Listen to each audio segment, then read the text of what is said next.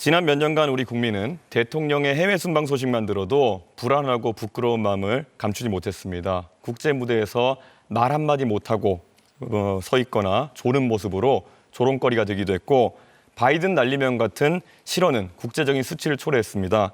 한국 대통령이 미국 대통령 앞에서 아메리칸 파이 부른다고 한미동맹이 강해지지 않습니다. 중국과 대만 사이에서 CACA 한다고 해가지고 한중 관계가 회복되지도 않습니다. 대한민국 대통령은 국제적 경험과 실용적 감각을 갖춘 인물이어야 합니다. 저 이준석은 대통령이 되면 통일부와 외교부를 통합하고 외교 통일, 국방 내무를 아우르는 안보부총리를 임명하겠습니다. 대내외 전략의 일관성과 유연함을 동시에 실현하겠습니다. 그리고 대한민국을 자유진영의 병기창으로 만들겠습니다. 한미 합동 군수시설을 구축하고 우리가 가진 강점을 이용해서 포탄을 생산해서 미국의 탄약 공백을 메우겠습니다. 방위비 분담금 인상은 한국산 무기 공급으로 대체하는 방안을 제안하겠습니다. EU와 동남아 방산 시장도 적극 개척하겠습니다. 대한민국을 동맹에 의존하는 나라가 아니라 동맹을 설계하고 이끄는 나라로 도약시키겠습니다. 세계 속에 존중받는 강대국, 품격 있는 대한민국을 만들겠습니다. 저 이준석이 그 길에 앞장서겠습니다. 네, 이어서 이재명 후보 공약 발표하시죠. 네, 국민 여러분, 국가는 국민을 위해서 존재합니다. 외교 역시도 국민들의 더 나은 삶, 국가적 이익을 위해서 존재하는 것입니다. 지금 외교 상황이 매우 안 좋습니다. 특히 작년 12월 3일에 내란 사태 때문에 외교 공백이 발생하고 있습니다. 지금 국제사회의 불안정성이 상당히 높습니다. 우선은 미국의 보호주의, 자국 우선주의, 그리고 러시아의 군사력 강화, 중국의 군사력 강화, 러시아의 북한 접근, 또 일본과의 관계 등등 상당히 매우 복잡합니다. 저는 대한민국 외교의 근간은 한미동맹이라고 생각합니다. 한미동맹을 실질적으로, 포괄적으로, 점진적으로, 미래지향적으로 발전시켜야 되는 것은 맞습니다. 그리고 그 기초 위에 한미일 협력도 필요하죠. 한미일 협력의 내용은 당연히 안보, 기술, 문화, 환경 등 여러 가지 있을 겁니다. 그리고 중국과 러시아의 관계를 도외시하면 안 됩니다. 매우 중요한 한 부분이기 때문에 적정하게 잘 관리할 필요가 있다. 지금처럼 불필요하게 적대화할 필요는 없겠다고 생각을 합니다. 그리고 한반도의 평화와 안정이 매우 중요합니다. 대한민국의 군사력 수준은 세계 5위, 그리고 대한민국의 국방비가 북한의 GDP 2배에 달합니다. 이런 강력한 군사력 위에 대화, 협력, 평화가 꼭 필요합니다. 네, 다음은 권영국 후보입니다. 네, 국민 여러분, 이제 군대는 극우 이념이 아니라 합리성과 헌법 정신으로 통제되어야 합니다. 저는 민간인 국방장관을 임명하고 육군사관학교 중심의 폐쇄적 엘리트 파벌을 과감히 해체하겠습니다. 시민 통제가 구현되는 민주주의 수호군, 인권의 군대를 만들겠습니다. 평시 군사법원은 완전히 해체하여 그 기능을 일반 법원으로 이관하겠습니다.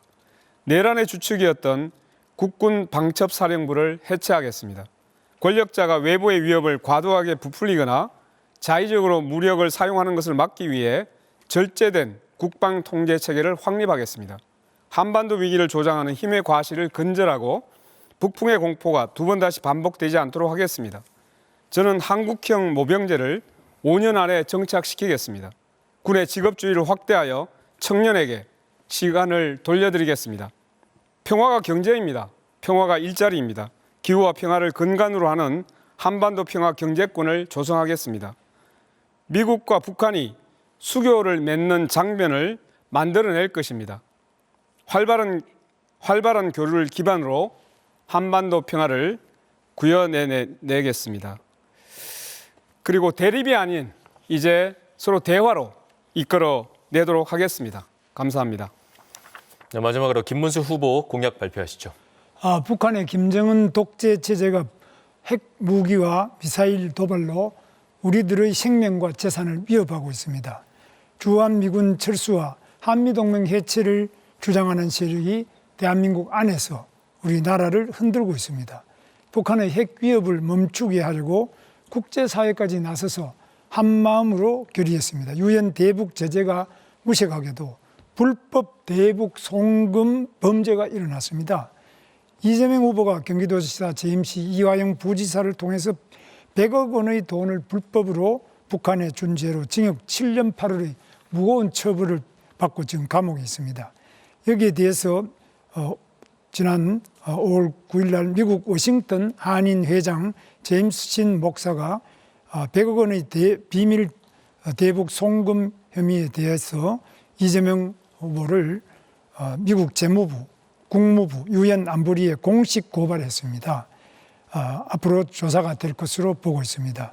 그 많은 돈을 북한 김정은과 일가의 배를 불리고 우리를 위협하는 핵과 미사일로 돌아오게 하고 있습니다. 저 김문수는 그들과 다른 투명하고 당당한 남북 관계를 만들겠습니다. 한미 동맹을 축으로 핵 억제력을 강화해서 우리 방어력을 키우겠습니다. 힘의 균형으로 어떤 위협에도 흔들리지 않는 대한민국을 만들겠습니다. 네, 후보들의 공약 잘 들었습니다. 이제 주도권 토론 시간으로 들어가 보겠습니다. 마찬가지로 시간은 6분 30초입니다. 명심할 부분은 2명 이상과 반드시 토론을 해야 되고 답변 시간 30초를 보장해야 됩니다. 다시 말씀드리자면 내 남은 시간이 28초라면 원칙적으로 질문을 할 수 없다는 점 말씀드립니다. 자, 그럼 이준석 후보부터 주도권 토론 시작해 봅니다. 예, 이재명 후보는 요즘 그 부산의 HMM 이전 관련해서 얘기 많이 하고 계신데요. 그 HMM의 전신이 어떤 회사죠? 부산에 HMM을 우리가 유치하겠다고 하는 것은 부산이 북극 항로가 개발될 경우에 해운 항만의 중심 도시가 되기 때문입니다. 그래서 우리는 해수부를 부산으로 옮기고 아니, HMM의 전신을 물었는데 왜 답변 안 하십니까? 그 규칙을 좀 지켜가시면 안 될까요? 제가 답변할 시간을 할애됐으면 제가 답변할 때는 가만히 좀 계시면 안 되겠습니까? 질문에 답을 안 하고 엉뚱한 걸 하고 질문을 계시지 않습니까? 답을 하는 중이잖아요. 자꾸 이런 식으로 다른 사람 발언에 끼어들거나 규칙을 어기는 거는 좀 사회자께서 제지해 주시면 좋겠어요. 네, 정해진 답변을 원칙적으로 하지 않는 답변 것도 시간 제지해 주셔야 30초가 보장된다는 점은 아까 말씀드립니다. 15초 남았으니까 마저 할게요. 네. 어쨌든 부산을 해운 항만의 중심 도시로 만들어야 됩니다. 그리고 그 중에 해운 물류 회사를 부산으로 집중시키는 게 매우 도움이 된다. 그래서 HMM을 부산으로 보내겠다. 그리고 HMM은 현대상선이죠, 아마도. 현대상선일 텐데 현대상선의 시간 지났습니다. 이제 HMM이 현대상선이 전신인데요. 과거에 2000년대 초에 대북 사업하다가 2억 달러 정도 이렇게 자금이 사용돼 가지고 기업이 휘청거린 적이 있습니다. 이게 요즘 같으면 대북 송금으로 크게 문제되는 일입니다. 그렇기 때문에 이런 것들을 중요하게 다뤄야 되는데요. 방금 전에 김문수 의원님 말씀한 것처럼 쌍방울의 대북 송금 때문에 지금 이재명 후보 굉장히 곤란을 겪고 있는데요. 쌍방울 대북 송금은 법적 판단과 무관하게 미국의 제재 대상이 될 수 있는 문제라는 걸 알고 계실 거라 생각합니다. 대통령이 되신다 하더라도 미국 입국이 제한될 수 있는 문제입니다. 이민법 212조에 따라 가지고 제한될 수 있는데 사실 뭐 이런 문제가 있기 때문에라도 외교에서 이재명 후보가 굉장히 불리한 상황에 놓이게 될 것이다라는 건 자명하고요. 과거에도 국내 정당성이 부족한 지도자 같은 경우에는 대미 협상에서 고생을 하곤 했습니다. 특히 쿠데타로 집권했던 전두환 대통령 같은 경우에는 레이건 대통령 만나는 것도 힘들었고 만나서도 짧게 만나고 헤어지기도 했고 정당성을 인정받기 위해서 많은 양보를 했습니다. 핵무기 개발 포기하고 미국산 무기도 구입하고 국방과학연구소도 좀 축소하고 이렇게 했어야 되는데요. 트럼프가 만약에 트럼프 대통령이 이재명 후보가 당선되면 이런 약점을 가만히 두겠습니까? 저는 흔들 거라고 생각하는데요. 본인의 이런 여러 가지 사법 리스크 때문에 대한민국을 위기에 빠뜨렸어야 되겠습니까? 본인의 이런 문제들 다 해소해야 되는 거 아니겠습니까? 재판을 안 받으면 해소가 안 될 거잖아요. 제가 대북 송금에 관여했다는 건 아무런 근거도 없는 얘기고 실제로 그들이 저를 위해서 송금했다는 것은 믿을 수 없는 얘기고 주가 조작을 하다가 수사를 받으니까 아마도 그걸 도박 자금으로 썼다는 설도 있는데 저는 이 진상이 곧 규명될 거라고 봐요. 그리고 또 한 가지는 아까 부산 얘기를 마저 좀 하면 HMM은 부산으로 반드시 가게 됩니다. 정부가 지분을 가지고 있기 때문에 얼마든지 가능하다. 의지에 따라서 이 말씀 드립니다. 지금 그러면 쌍방울이라는 기업이 결국엔 과거에 속옷 만들었었고 이번에 대북 사업을 하기 위해서 결국에는 뭐 스마트팜이나 이런 것들을 언급하는 그런 상황인데 그게 그러면 얼마나 진실된 이야기라고 사람들이 생각하겠습니까? 쌍방울이 속옷 만들던 회사가 스마트팜을 하기 위해 가지고 북한에 송금을 하다 걸려서 도박 자금을 날려가지고 이재명으로 물고 늘어졌다. 이 해명을 트럼프가 받아들이겠습니까? 저는 그렇게 자꾸 하늘을 가리려고 하는 행동을 하지 않으셨으면 좋겠다. 그런 생각을 하고 있습니다.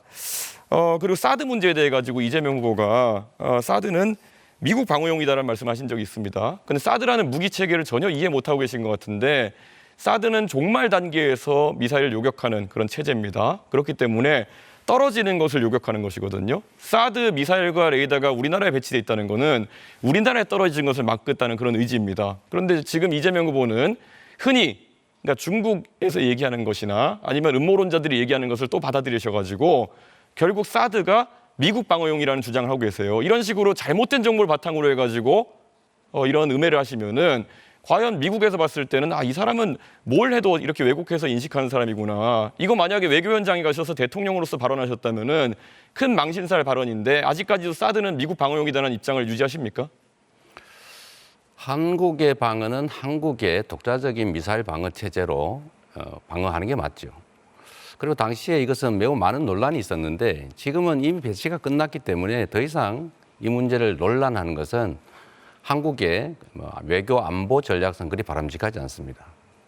굳이 과거 얘기를 조금 해본다면 그때 당시에는 예를 들면 이 고고도 미사일이기 때문에 굳이 북한이 그런 고고도 미사일을 쏘겠냐, 예, 알겠습니다. 그 필요하겠냐 이런 논란이 현실적으로 있었다. 제가 이재명 후보에게 답변을 이렇게 물어보면요. 꼭 물어본 거 빼고 답을 하십니다. 자기 하고 싶을 만한 하시는데 그러다 보니까 이재명 후보의 의사를 제가 한번 해석해서 이렇게 말씀드린 경우가 많은데요.